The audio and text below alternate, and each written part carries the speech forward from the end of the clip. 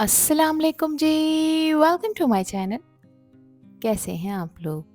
उम्मीद करती हूँ सब खैरियत से होंगे और मज़े में होंगे। आज आप लोगों के साथ शेयर करूँगी एक ऐसी दाल की रेसिपी जो हर दफ़ा बनकर सभी का दिल जीत लेगी। आज बना रही हूँ जनाब मैं चना दाल तड़का, वो भी असली ढाबा स्टाइल में। ये दाल सिर्फ टेस्ट में ही रिच नहीं है, बल्कि इसको बनाना भी बहुत आसान है। इसमें ना ही कोई फैंसी चीज़ें डलती हैं और ना ही है एक्स्ट्रा मेहनत। बस थोड़े से मसाले और एक अच्छा सा तड़का और आपका थोड़ा सा प्यार। ये रेसिपी उन लोगों के लिए परफेक्ट है जो रोज़ाना के खाने को टेस्टी बनाना चाहते हैं बिना ज़्यादा टाइम लगाए।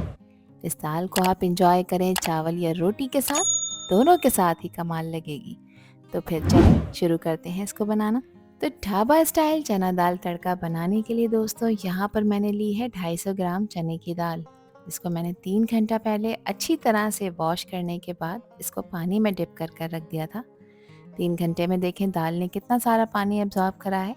दाल साइज़ में डबल हो चुकी है और अच्छी तरह से फूल चुकी है। तो चलें अब इसका मज़ेदार सा मसाला तैयार कर लेते हैं, जिसके लिए 1/4 कप मैंने लिया है कुकिंग ऑयल। अब इसमें 1.5 टेबल स्पून मैं ऐड कर रही हूँ बारीक चॉप हुआ हुआ लहसुन। लहसुन ऐड करेंगे तो इस दाल का फ्लेवर सुपर से भी ऊपर आएगा। अब लहसुन को आपने ओवरकुक नहीं करना, सिर्फ एक अच्छा खूबसूरत सा गोल्डन ब्राउन कलर देना है ताकि इसका कच्चापन भी ख़त्म हो जाए। साथ ही इसमें ऐड कर दूंगी मैं 1 टीस्पून ज़ीरा। अब ज़ीरे को भी इसमें कुछ देर के लिए फ्राई करेंगे। ध्यान रखिएगा दोनों चीज़ों को ओवरकुक नहीं करना, सिर्फ हल्का सा ऑयल में फ्राई करना है। जब ये दोनों चीज़ें गरम ऑयल में फ्राई हो रही होती हैं तो पूरे किचन में एक लाजवाब खुशबू फैल जाती है। ये है असली तड़के का जादू। एक बड़े साइज़ की प्याज को मैंने चॉपर में चॉप करके इसमें ऐड किया है। आप लोग चाहें तो आमलेट कट में इसको बारीक कट करके भी फ्राई कर सकते हैं। अब प्याज को भी यहाँ कोई कलर नहीं देना, सिर्फ हल्का सा नरम करना है, यानी प्याज को सिर्फ ट्रांसलूसेंट करना है ताकि प्याज का मौजूद जो मॉइस्चर होता है वो ख़त्म हो जाए।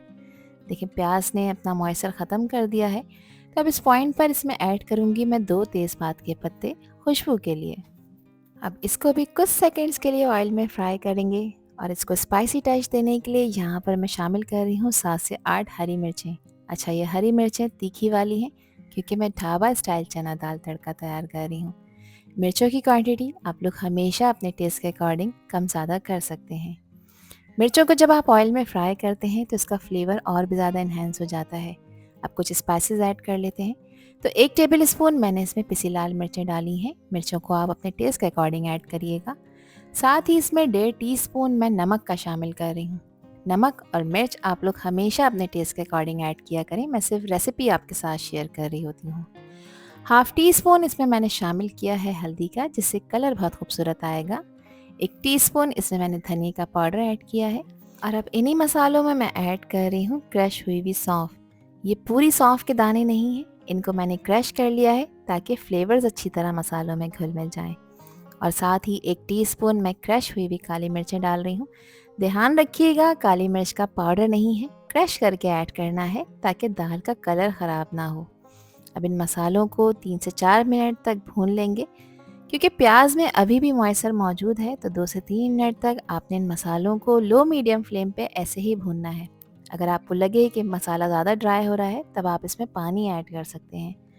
तो मसाले को भूनने के लिए आधा कप मैं पानी ऐड कर रही हूँ और अब इस मसाले को अच्छी तरह से आपने भूनना है ताकि इसका रॉ फ्लेवर ख़त्म हो जाए। 3 से 4 मिनट लगेंगे और ऑयल इसमें से सेपरेट होना शुरू हो जाएगा। बस अब इस पॉइंट पर 2 बड़े साइज़ के टमाटरों को मैंने ब्लेंड करके ऐड किया है।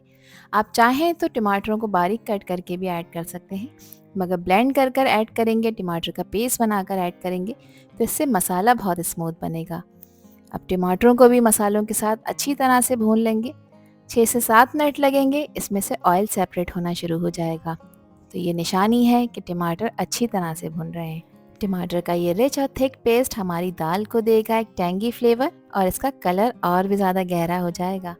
इस स्टेज पे आप फ्लेम को लो रहने दें और पेस्ट को मसालों के साथ अच्छी तरह से भूनें ताकि टमाटर का कच्चापन ख़त्म हो जाए और मसाले तेल रिलीज़ करना शुरू कर दें। अब इस पॉइंट पर इसमें ऐड कर देंगे डिप हुई हुई दाल। अच्छा, दाल का एक्स्ट्रा पानी मैंने निकाल दिया है और अब इसमें ऐड किया है। 2 से 3 मिनट तक दाल को भी मसालों के साथ अच्छी तरह से भून लेंगे। तो जैसे ही दाल मसालों के साथ मिक्स होती है, ये फ़ौरन से इनको एब्ज़ॉर्ब करना शुरू कर देती है। अब क्योंकि ये दाल कच्ची है और आज मैं इसे पैन में ही पकाकर तैयार कर रही हूँ, तो अब इसको गलाना बेहद ज़रूरी है ताकि दाल खाने में भी बहुत टेस्टी लगे। तो इस पॉइंट पर मैं इसमें पानी ऐड कर रही हूँ। अच्छा, दाल में हमेशा पानी आपने इतना रखना होता है कि पानी दाल से 1 इंच ऊपर रहे। तो मैं यहाँ पर 2.5 कप पानी का इस्तेमाल कर रही हूँ। ग्लास में अगर आप मेजर करेंगे तो तकरीबन 1.5 ग्लास बनता है। तो देखिए, मैं आपको चेक करा देती हूँ कि पानी दाल के ऊपर कितना है। तो यहाँ पर 1 इंच का गैप मैंने रखा है। अब आपने करना ये है कि इस दाल के अंदर पहले कंप्लीट बॉयल लेकर आना है। इसको कवर करेंगे, कंप्लीट बॉयल लेकर आएंगे और जब बॉयल आ जाएगा तो गैस का फ्लेम आपने बिल्कुल लो रखना है और लो फ्लेम पे इस दाल को गलाना है आपने 15 से 20 मिनट के लिए। दाल पे डिपेंड करता है, हो सकता है आपकी दाल 20 मिनट में ही गल जाए और हो सकता है कि थोड़ा ज़्यादा टाइम ले ले। यहाँ 20 मिनट बाद मैंने इसका कवर हटाया है।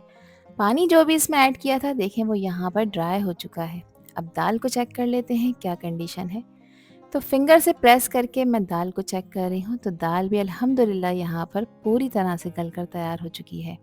बस अब इस पॉइंट पर इसमें अच्छे फ्लेवर के लिए 1 table spoon lemon juice add करेंगे और साथ ही इसके फ्लेवर को एनहेंस करने के लिए एक सीक्रेट इंग्रेडिएंट ऐड कर रही हूँ। ये है कसूरी मेथी, जिसको मैंने थोड़ा सा ड्राई रोस्ट कर लिया है। और कसूरी मेथी को इस तरह से रब कर ऐड किया करें, इससे इसका फ्लेवर मज़ीद उभर कर आता है। ये है छोटा सा इंग्रेडिएंट मगर इसका इम्पैक्ट बहुत बड़ा है।